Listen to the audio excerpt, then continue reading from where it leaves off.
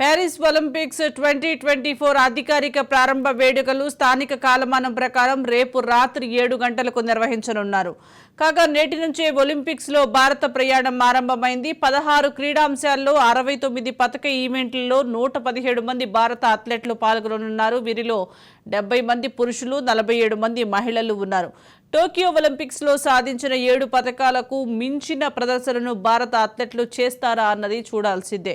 ఇక Reliance foundation వ్యవస్థాపకురాలు Nita Ambani అంతర్జాతీయ Olympic committee భారత ప్రతినిధిగా తిరిగి ఏకగ్రీవంగా ఎన్నికయ్యారు. ప్రపంచ క్రీడల్లో ఇండియా ప్రభావం పెరుగుతుందని తమను కమిటీ సభ్యురాలుగా ఎన్నుకోవటం గౌరవంగా భావిస్తున్నట్లు నీతా తెలిపారు. జూలై 26 నుంచి ఆగస్టు 11 వరకు ప్యారిస్లో జరగబోయే ఒలింపిక్ క్రీడల్లో భాగంగా వివిధ దేశాలకు ప్రాతినిధ్యం వహించేందుకు అంతర్జాతీయ ఒలింపిక్ కమిటీ సభ్యులను ఎన్నుకున్నారు. అందులో భారత్ తరపున నీతా అంబానీ తిరిగి ఏకగ్రీవంగా ఎన్నికయ్యారు. ఈ సందర్భంగా ఆమె మాట్లాడుతూ గ్లోబల్ ఒలింపిక్ బాడీ 142వ సెషన్లో అంతర్జాతీయ ఒలింపిక్ కమిటీ సభ్యురాలిగా ఎంపికవడం గౌరవంగా ఉంది. కమిటీ నాపై ఉంచిన నమ్మకం, విశ్వాసానికి ధన్యవాదాలు. ప్రపంచ క్రీడారంగంలో భారత్ ప్రభావం పెరుగుతోంది. భారత్ తరపున ఒలింపిక్ కమిటీకి సహకరించేందుకు మా వంతు ప్రయత్నం చేస్తామని చెప్పారు. ప్యారిస్ ఒలింపిక్స్ 2024 అధికారిక ప్రారంభ వేడుకలు స్థానిక కాలమానం ప్రకారం రేపు రాత్రి 7 గంటలకు నిర్వహించనున్నారు. దీనికి సంబంధించి మరింత సమాచారం మా ప్రతినిధి శరత్ అందిస్తారు. Sharath. Thank you Sujatha. Paris Olympics 2024 వేడుకలు రేపు రాత్రి ప్రారంభం కానున్నాయి.